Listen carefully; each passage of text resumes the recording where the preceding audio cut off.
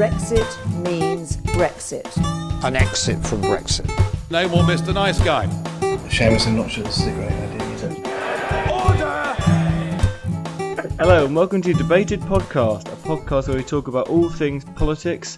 I'm Conrad, I'm joined by my usual co-host Will, and our guest in this episode is Glen O'Hara, who is a professor of history at Oxford Brookes University. So thank you for joining us, Glen. Before we get into the discussion, just could you mind telling us a bit about what yourself and what you do? Well, I suppose I'm a contemporary historian. I write about the 20th century. I write books about how governments plan, I suppose, how governments choose. You know, like, do you choose to build some motorway or train some nurses? I think that's a very difficult question, which I write lots about, although I don't think I have any answers. And most recently, I've been writing about opinion polling and how divided we are as a society and where we're going, although I don't actually know where we're going. I don't think anyone does. No, that's probably true, Yeah. So obviously one thing that's sort of up in the air at the moment is Brexit, and there's obviously the Conservative leadership election going on. Do you think that either of the candidates know what they're doing? Do you think either of them have a plan? No. I would be very surprised indeed if either of them had a plan. I mean, because there are so many plans to have, aren't there?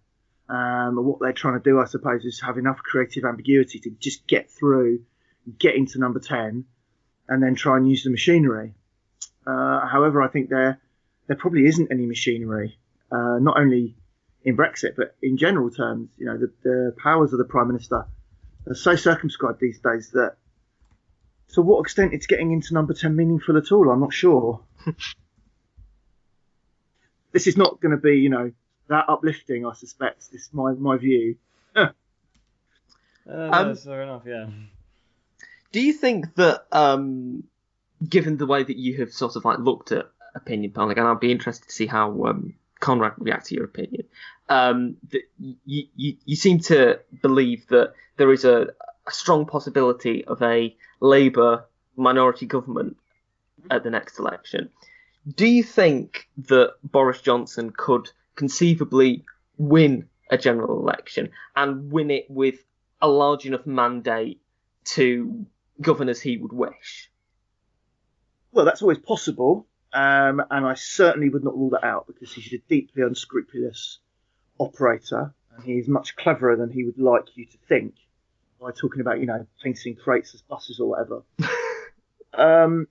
Because he will go for a very populist, and in some ways, I suppose, a very nasty campaign, at the same time as his policies are much more crowd-pleasing and much more centrist than the disastrous campaign Theresa May ran in 2017. So that is definitely possible.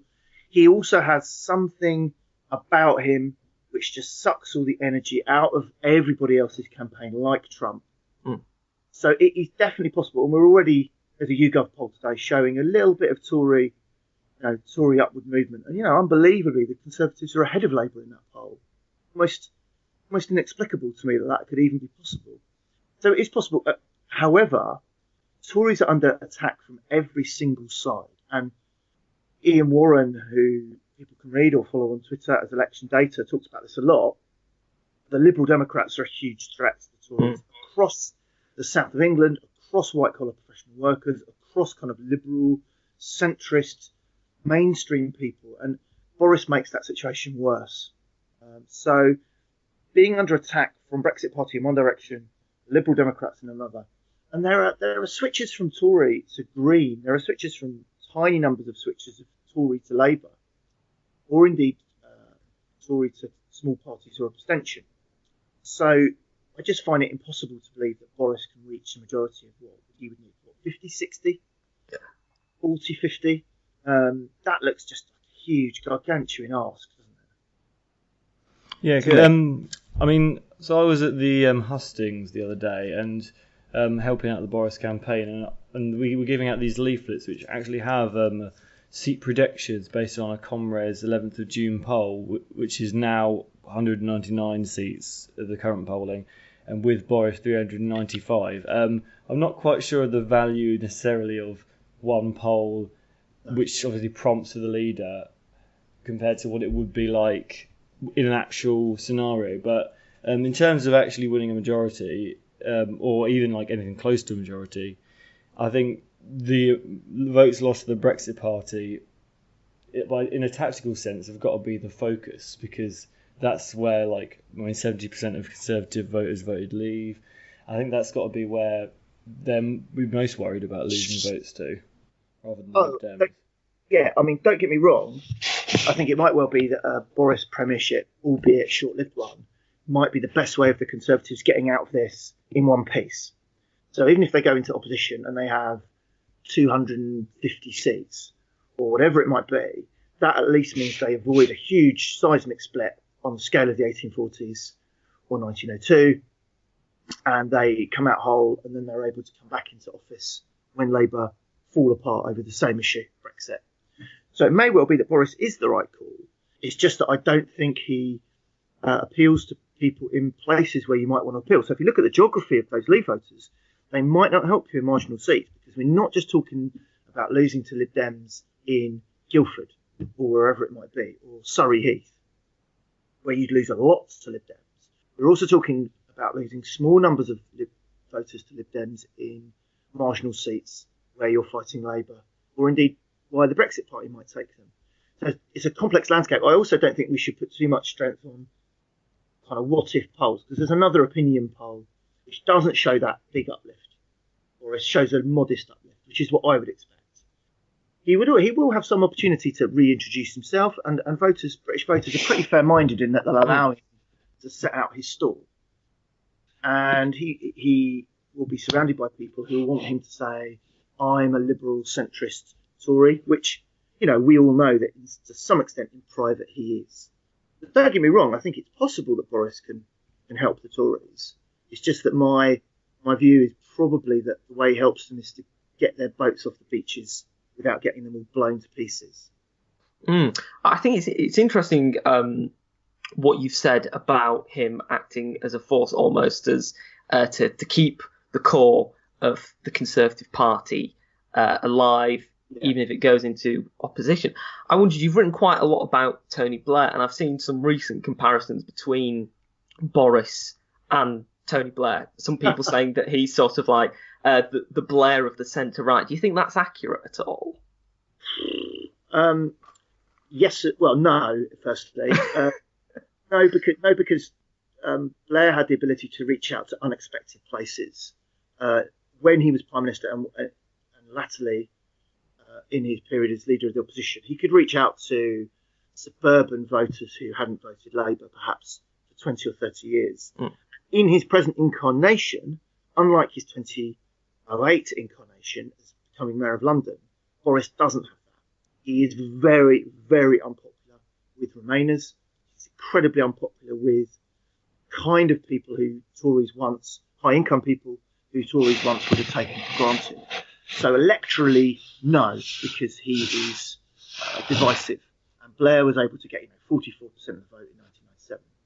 However, there might be a bit of, strangely to me, because I'm not a fan, as you can tell, strangely to me, he might have something of the kind of stardust of a big beast politician, which is what Conservatives desperately hope, isn't it?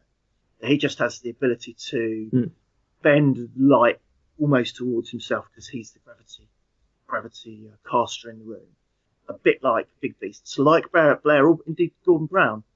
I think that's true if you like his brand of politics. If you don't like it, then you really, really don't like it. And the comparison, I think, is more with Donald Trump, in that if you are a liberal, cosmopolitan, outward-looking, self-defined voter, you think of yourself as someone who's seen through the trick, and then you really, really loathe him. And it's difficult to imagine him bringing those voters back. The gamble, I suppose, is that he pushes deep into Labour territory in, Don Valley, Grimsby. The Tories win those seats that they missed out on, just really narrowly, and they should have won in 2017. I guess that's more of the gamble where I would see the opportunities be. What do you think of sort of Jeremy Hunt's prospects if he were to, and it looks quite unlikely now, but you never know, if he were to become Prime Minister and Conservative leader, do you think he has any electoral impact? Well, a little bit, because any new Prime Minister does. And as I've said, I think that they're bound to be something of a hump of a new leader. You do get a fresh mandate and a fresh opportunity to cast your team. However, I think the problem Hunt has got is that his offer is less distinct, isn't it? Because although he's open to no deal, he's not going hell for leather for no deal. And what's going to happen might happen to Boris indeed, which is that he will be stuck on the European Union simply saying no in October. And he has had a much less hard line on that. It's also difficult to see what the gamble is, because if his gamble is that he will appeal to more centrist or more liberal-minded, I think the better phrase, more liberal-minded voters or Remainers, does he really do that? Because actually he's still saying we want to leave. So I think that although he probably, he's showing in this a rather better campaigner. He seems rather more of a kind of, he feels like, and he looks more like the voters that the Tories need. He sounds like them, which is, like Blair, important. Equally, so he has perhaps an opportunity to reach out there. But what's his line? What's his offer? That just seems cloudy to me. What do you think is the long-term future of the Labour Party? Because, of course, Brexit has severely damaged sections of the Labour Party. The scandals over anti-Semitism and a multitude of other things have also damaged it. Yeah. Where do you think the Labour Party will be going in the future? The first answer is I don't know. The second answer is I think that there's an over-obsession with Corbynism in this discussion. Because although Corbynism and Brexit accelerate trends in Labour's development, they are not the reason for them. So really Labour has been becoming, for a long time, the party of the cities, the party of liberal voters, the party of graduates, the party of BME communities, and it has been moving away from what it was, which was a party of working class blue collar England and a party of small towns, where very, very, very strong cultural and philosophical, sociological trends are moving Labour away from those voters, and they're moving towards voters that wouldn't have considered them for 2010 maybe, which is why indeed they thought they were doing so badly in 2017, because they couldn't see in their canvass and their offer the voters who were going to vote for them.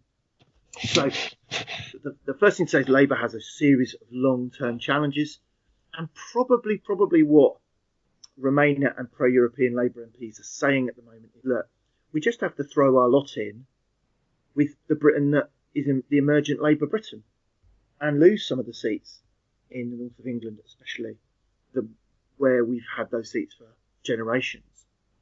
So the first point about the future Labour Party is that it is becoming the party of urban Britain. And it may be that is not turnaroundable, the horrible phrase, isn't it? It might be that's not a reversible phenomenon. That's number one. I've probably got a long list, so you maybe ask me some more questions. Do you think the realignment that you sort of discussed of Labour become more urban is like comparable to what we've seen in America with the urban-rural divide and between Republicans and Democrats? Yes, but by no means nowhere near as extensive or as sharp. So there we see these real congregations of voters not only moving together and then becoming red or blue, but deciding to move together because they are red or blue. People actually deciding to live in towns because they're Republican, for instance. And we actually see that phenomenon, which we don't see nearly as much here. We don't have the religious aspect here nearly so much. And the race issue, where you live and how you vote, is nowhere near as advanced. So I guess what we're seeing is the American phenomenon, but in a much more watery fashion, because we're not as divided, Americans. And indeed, I think what I'd say is that although Leave and Remain is a big divide, we are actually, have more in common than that which divides us, as Joe Cox said. Actually, Britons agree on a huge amount of things. So yes and no is the typical academic answer to that. Do you think that the problems that are sort of facing the centre and perhaps the centre left is a global phenomenon? It's not sort of like necessarily just happening in Britain or America. Do you think it's happening around the world? And if you do, why do you think it's happening on sort of a global scale? Oh, well, yes and no. Again, because this is the kind of seminar answer. I say, cast it out to students and say, you discuss this. But the reason I say that is I don't know the answer. And as Rory Stewart said, what we don't know is much bigger than what we know. Which it's important to hold that in our hands to say, I don't know. But anyone who talks about these things and says, I know the answer to this, is just a liar or charlatan. So the first thing is I don't know, because there are loads of successful social democratic parties in Portugal, in Denmark. The Norwegian Social Democrats, the Labour Party, their membership hasn't gone down a huge amount. So although the German SPD and the French Socialists are in this crisis, British Labour Party is shedding votes at a huge rate, but it could be in government in the autumn. So there are successful examples of social democracy. But the reason that they are in crisis is really, for me, it's, what are their ideas? What are they for? How do they think that we will get out of the age of globalization with social cohesion intact, with less inequality, for instance? And their answers are quite watery. So you look at the Lib Dems or Change UK, who are, phenomena of the centre left or the centre, and their answers are technical. They probably would yield results, but they're not very technicolor, and they're not very headline grabbing. In an age where Trump just grabs the headlines or Boris just grabs the headlines, so Social Democrats are just in crisis really about what they're for. So someone like me would say, well, abolishing tuition fees will make income inequality worse, right? And we need a graduate tax, or we need lower fees at a much better interest rate. Okay, government putting in more of the resource. So that's a very technocratic thing to say. That's a really, really boring and ineffectual campaign headline. And in fact, probably a majority of British voters would just like tuition fees scrapped. That would be disastrous for English universities. But my case isn't a very sexy case, is it? Yes, that's what's going on for me. So going on to sort of, we would go for the centre left to sort of a more right wing populist party. Do you think the Brexit Party's got prospects of making a breakthrough, either like in the by-election that's coming up, or in the if there was an autumn election? Not so much in Brecon and Radnor, although I haven't looked very closely at that seat, because that to me is an absolutely almost certain Liberal Democrat gain. And I wouldn't have said that about Peterborough. I would have said that was on a knife edge, which indeed it turned out to be. The Lib Dems have had that seat for a long time. They hold that seat in the Welsh Assembly. They have a long Welsh Liberal tradition to draw on. They're on the up. They're hugely on the up. So not in Brecon and Radnorshire. But I think in a general election, we absolutely have to say that they could win a huge number of seats. Although UKIP didn't, and although we have seen this time and again that Farage parties miss out, you look at the polling and you look at the Peterborough result, and you look at some of the deeper polling, the attitudinal polling, or who people think would win seats. You look at the situation if we didn't leave on 31st of October, you've got to say that they could win some seats. Now, it probably won't look anything like, typing that into an electoral forecasting website and saying, they're going to win 200 seats. Yeah. But again, like Tory's problem with Remainers, the Brexit Party has the advantage that really strong levers are geographically not spread out evenly. So they have more opportunity to make a breakthrough than Change UK did, for instance, or the SDP in 1981-82, because their voters are somewhere. So I think the answer is yes, they could easily make a breakthrough. But we just, again, don't know what the situation will be on the day people go in. You mentioned the different geography of Brexit voters, and you've written quite a bit about Britain's maritime history and the importance of it. And Brexit has raised quite an amount of questions about fishing and our relationship to the sea. How important do you still think the sea is to Britain's political and cultural identity? Oh, again, that's a huge question. Well, I think in some ways it's not, because we've removed ourselves from the sea in a huge number of ways. So, look at the number of workers in ports and docks. They're really, really tiny because of the containerisation revolution since the 60s, where you really don't need a huge amount of people to do this work. And really, we've withdrawn from maritime labour. However, I think there is an element of what Churchill said to de Gaulle: if you force us to choose between Europe and the deep sea, we'll choose the oceans. And although I really honestly wouldn't go too far in this case that a lot of people make, that this Leave vote is a nostalgic Empire 2.0, I think it is one strand within many strands, that the British imaginative geography of their hinterland is still Australia, New Zealand, for instance, about where they would move if they emigrated. And that conscious view of what their outer world is really, really still important. However, you can exaggerate this, as I say. Loads of Britons live in Spain, but they don't imagine Spain as their hinterland, their imaginative. So it is still important, but it can be exaggerated in some of this rhetoric about this is all baby boomers obsessed about the empire. I think Leave is much more interesting than that. Yeah, no. I mean, if you look at, obviously there are like the coastal areas, a lot of them. I mean, I'm from the Isle of Wight. That was a massive Leave area. And then if you look at sort of some of the biggest ones, it's like Boston, Grimsby, those kind of areas that are on the coast. So I don't know if that's something that's been looked into in terms of the correlation there, but I can see it's sort of like the fisher policy is one of the aspects there, but there might be like subliminal things as well. Well, I mean, fishing is important in terms electorally and in terms of Leave in the northeast of Scotland. And you see this in Michael Gove talking about this, and that's of course where he's from. The correlation to maritime areas in England is about age, which is of course that this is a lot older.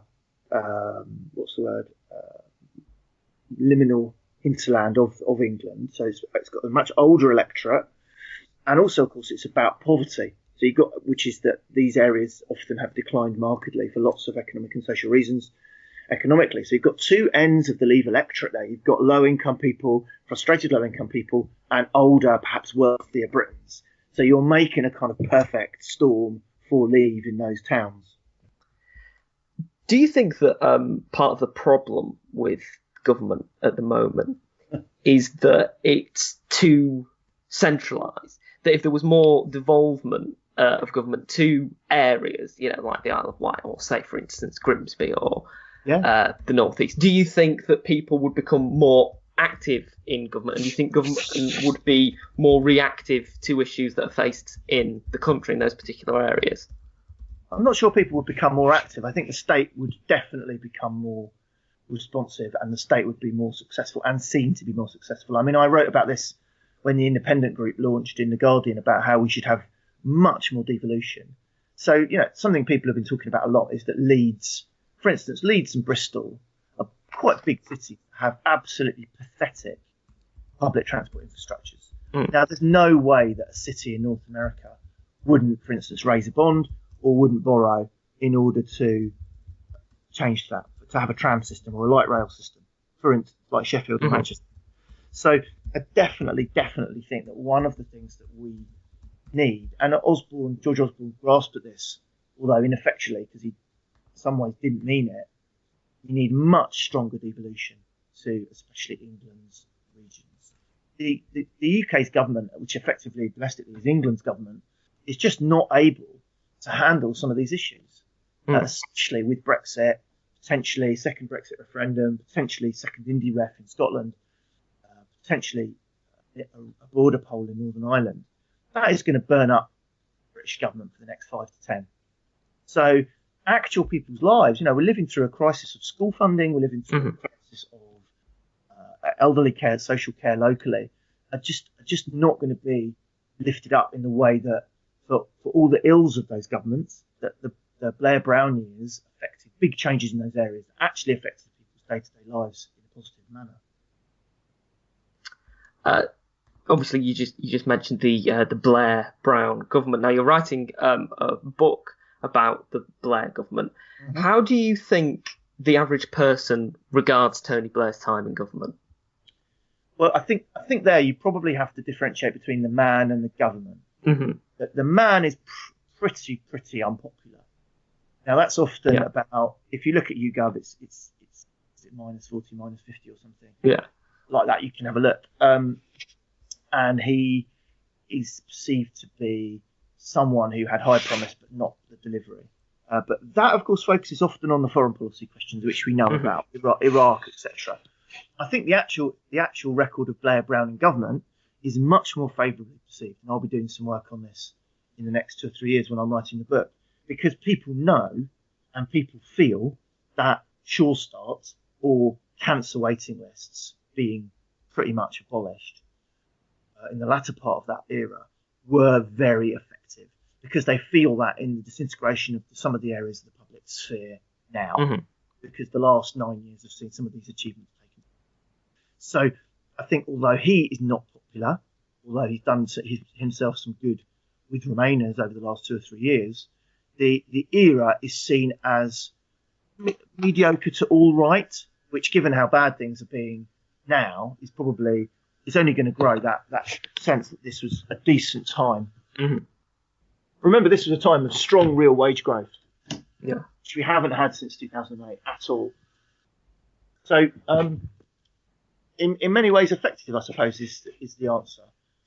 But on the other hand, I think a lot of voters perceive not as good as the promise, should have done more. Yeah. What's the research process for the book been like? I mean, have you contacted people from the Blair administration?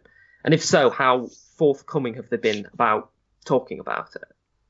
Well, actually, although I haven't done any interviews yet, actually I put out a call on Twitter, and I had quite a few people straight away just saying, "Oh yes, I'm quite happy to come and talk to me. Let's come and have a chat. Let's have a coffee or whatever. Let's have lunch or whatever it is." So that was really, really nice. I mean, I wrote the pamphlet for the Blair Institute about the Blair government, which I hope was a critical look at the domestic front. And I'm hoping to use some of the contacts there with the staff there to contact people. I mean, it won't be by any means a kind of utopian view of those governments, because they had massive problems and they got big things wrong. But I think it requires a correction now, given the historiography, particularly on the left, that these governments had massive achievements, which previous Labour governments just had not been able to effect. So I think people are keen to talk. It's that kind of time, isn't it? We're looking 10 years ahead. We're looking 10 years since Brown left office. We're looking at Labour really in turmoil about where it's going ideologically. And it's a time to reflect in I hope what will be a balanced way. Well, it's been great to talk to you today. It's been a really interesting conversation. Just coming up to the end of the podcast now. So one last question. We found out recently that Boris Johnson likes to paint wooden buses in his spare time. What do you like to do to relax? I furiously and angrily tweet about the Labour Party. I actually go walking. I've just completed the South West Coast Path, which not in one go, I hasten to add, but in 1 week sections with my friends.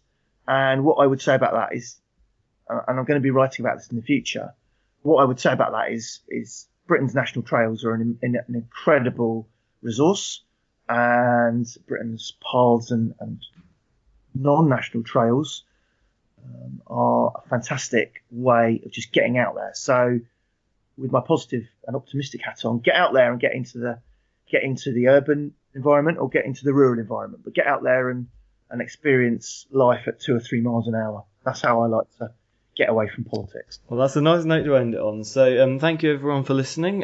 If you want to get in contact, we are on Facebook, Debated Podcast, or on Twitter as well, Debated Podcast, or you can email thedebatedpodcast@gmail.com, and we look forward to next week's episode.